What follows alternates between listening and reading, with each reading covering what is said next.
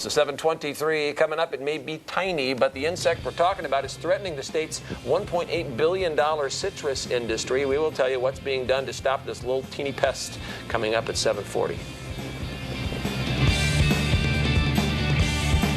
All right, guys, shifting gears. A pesky, tiny insect that can barely be seen by the human eye is threatening the state's billion-dollar citrus industry. It's already forced the quarantine of several orange fields in Southern California and could impact citrus fields here in Sacramento. Joining us from Capitol Park this morning is Ted Batkin with the Citrus Pest and Disease Prevention Program with what's being done to stop it. So, Ted, tell us about this and how much of a problem it is and whether or not we should be concerned here in the Sacramento area.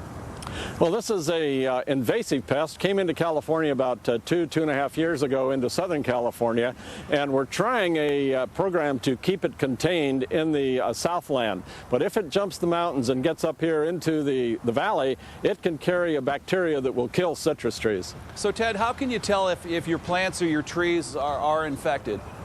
Well, at the ends on the tips of the trees, if you look right where there's new growth, now this tree doesn't have any new growth, but it would show up right here on the tip, and there'll be little white cottony stuff where the psyllid will lay its eggs, and when the nymphs hatch out, they'll put a little white stuff there, and you can see that with your eye.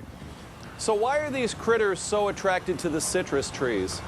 Well, they are a pest that it only feeds on citrus family, so that's the only place you would find it.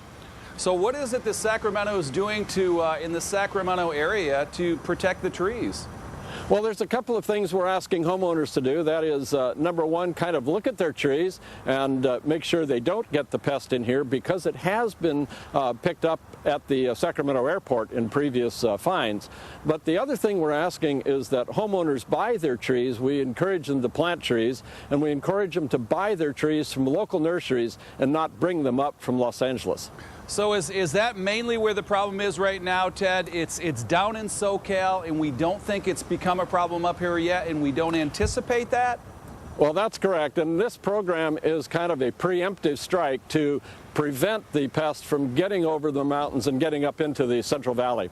All right, Ted, we appreciate your expertise this morning, and keep your fingers crossed. Let's send it back to the desk. Thank you. Thank you, gentlemen.